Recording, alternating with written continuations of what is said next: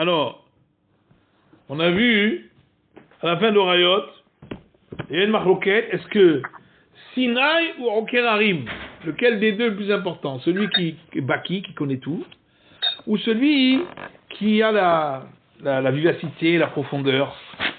Lequel des deux est le meilleur? En fin de compte, on a répondu que Sinaï c'est mieux que Okerarim, parce que le Sinaï, lui, il connaît tout et on a besoin des gens qui connaissent tout.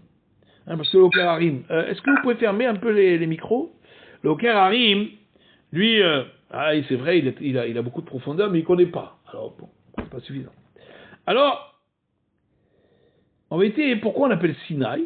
J'ai vu un chat, pourquoi on appelle Sinaï? On veut dire Baki, celui qui est Baki. Pourquoi on l'appelle Sinaï? Il dit parce que le Har Sinaï, c'était la montagne la plus basse de toutes les montagnes qui étaient autour. Et on l'a choisi parce que ça montre que pour étudier la Torah, il faut être anav. Il faut avoir la modestie. Si quelqu'un il veut connaître toute la Torah, il faut qu'il soit anav. Il faut qu'il soit Sinaï. S'il n'est pas Sinaï, il ne peut pas y arriver. C'est pas seulement Sinaï, ça ne veut pas dire seulement qu'il connaît tout comme ça a été donné au Sinaï. Ça veut dire aussi qu'il a les qualités du Har Sinaï, qu'il est anav. C'est qu'à travers la anava qu'on peut acquérir la Torah. C'est pour ça qu'on l'appelle Sinaï. Alors, la question elle est, hier on avait vu que Rabban Shimon Gamiel, alors au départ, quand lui c'était le Nassi, et puis il y avait Rabbi Meir et Rabbi Nathan. Rabbi Meir c'était le Chacham et Rabbi Nathan c'était le Avvedin. Au départ, quand il rentrait, tout le monde se levait. Après, Rabban Shimon Gamiel a dit, non, c'est pas normal, moi je suis le Nassi, alors il faut quand même qu'il y ait une différence entre moi et les autres qui sont subalternes. Donc il a institué que quand le Nassi rentre, tout le monde se lève. Par contre, quand le Abedin y rentre, pas tout le monde, seulement la rangée qui est de chaque côté. Et pour le Chacham, c'est seulement celui qui passe, celui qui est juste à côté quand il passe. Mais ceux qui sont à l'avant, à l'arrière, ils n'ont pas besoin.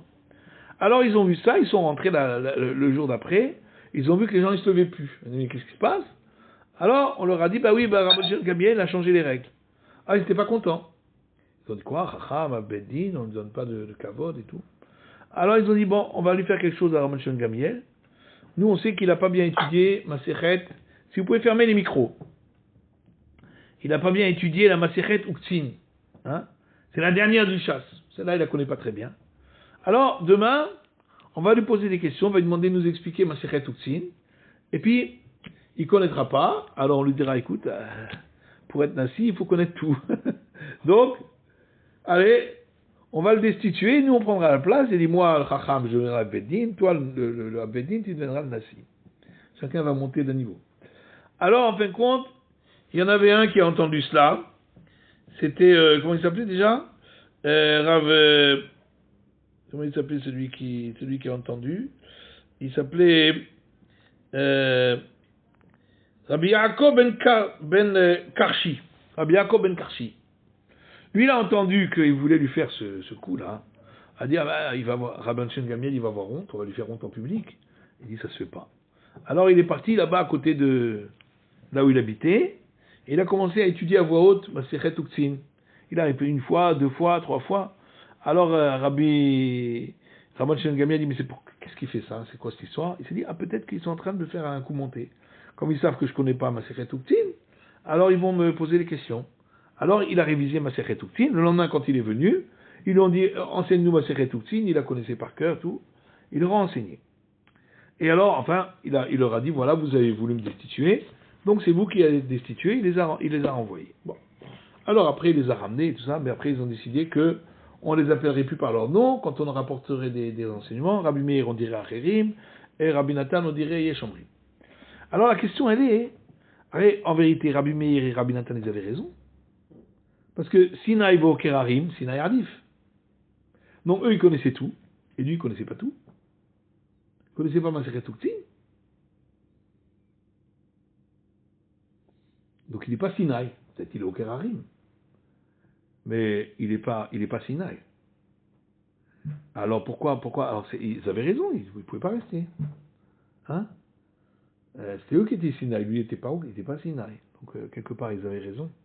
En plus, on a vu après qu'il y avait justement une marloquette entre Rabban Shimon ben Gamiel, on vient de voir, entre Rabban Shimon Gamiel et les Chachamim, qui est plus important, Sinaï ou Oker Harim? On dit Chad Amar Sinaï Adif et Chad Amar Oker Harim Adif. On n'a pas dit qui a dit quoi.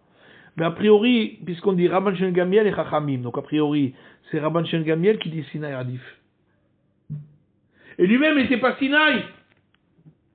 Alors j'ai vu un chat, on rapporte au nom du Khatam Sofer, qu'en vérité c'est pas ça. Il connaissait Masechet aussi. Il connaissait, mais il connaissait pas dans toutes les profondeurs. Il était Sinaï. Il n'était pas au Kerarim, c'est l'inverse. Il était Sinaï, il connaissait, mais seulement quand on lui posait des questions très profondes, il pouvait ne pas savoir. Mais, pas dire qu'il ne connaissait pas Masechet Uktzin. Il connaissait tous les Tanaïm, il connaissait tous les Mishnayot. C'est un Tana qui ne connaissait pas tous les Mishnayot, il ne pouvait pas enseigner. Il n'était pas... tous les Tanaïm connaissaient toutes les Mishnayot. Il ne devait pas connaître toutes les Braïtot, tout ça. Même les Amoraïm, il devait connaître toutes les Mishnayot. Les Amoraïm aussi devaient connaître toutes les Mishnayot. Donc c'est pas possible qu'ils ne connaissaient pas tous les Mishnayot. Uktzin, c'est dans la Mishnah. Ils ne connaissaient pas toute la Mishnah. Ils connaissaient, mais ils ne connaissaient pas toutes les profondeurs, toutes les questions qu'on allait lui poser, c'est ça. Et c'est ça qu'il a dit, il va réviser, il va réviser Uktzin pour répondre aux questions, mais il connaissait Masechet Uktzin. Donc en vérité, il était Sinaï, et c'est l'inverse. Lui était Sinaï, et eux ils étaient au Kerarim. Et donc, ils ont dit, t'es pas au Kerarim, c'est pas bon. Alors qu'il a dit, non, moi je suis Sinaï, et vous êtes au Kerarim, donc moi je passe avant vous. Donc c'est pour ça que... Alors après, à la fin, on pose une question, on demande, quand il y en a un qui est très vif, et c'était Rabat, et puis on avait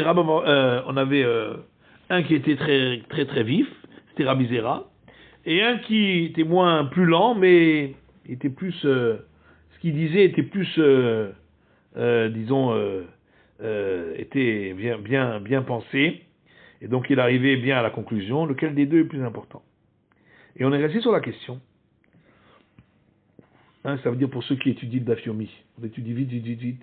On n'a pas le temps de réfléchir à chaque chose. Alors justement, on reste ici sur la question. Est-ce que c'est mieux d'étudier très très vite chaque chose, ou est-ce que vaut mieux rester matoun et...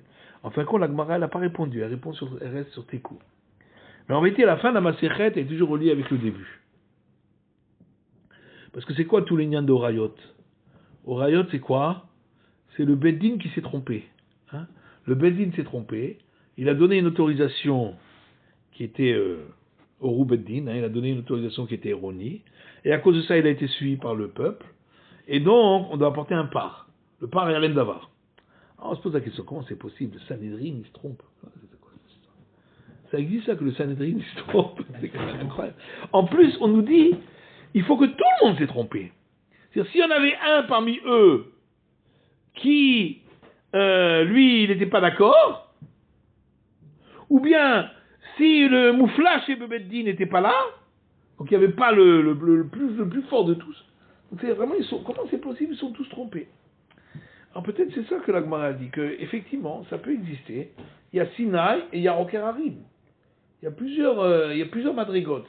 Il y a celui qui sait tout, il y a celui qui ne sait pas tout, mais il est plus dans les profondeurs. Et donc c'est possible qu'on se trompe parce qu'on ne connaît pas tout, ou c'est possible qu'on se trompe parce qu'on n'est pas rentré dans les profondeurs, donc on a pu ne pas, parce qu'il y a des fois il y a des questions qui ne sont pas écrites explicitement, c'est des choses qu'on doit déduire. Mais si on n'est pas au Kerarim, donc on est Sinaï, on connaît tout ce qui est écrit, mais les choses ne sont pas écrites, on ne va pas arriver à savoir exactement comment les déduire, parce qu'on n'a pas la puissance du raisonnement. Donc c'est possible que, parce qu'on n'était pas Sinaï, ou parce qu'on n'était pas au Kerarim, c'est possible qu'on arrive à la question. Et c'est pour ça qu'on termine sur tes coups. C'est-à-dire que des fois, il y a des choses que on ne sait pas. Et donc il est possible que des fois le Beddin lui-même, il n'a pas su, et il s'est trompé. Donc ça peut arriver. C'est des choses qui peuvent arriver. On peut terminer sur le tekou. Et on termine sur le tekou. Bon, alors, Mazal Tov. Mazal Tov. Merci beaucoup. À demain, 8h.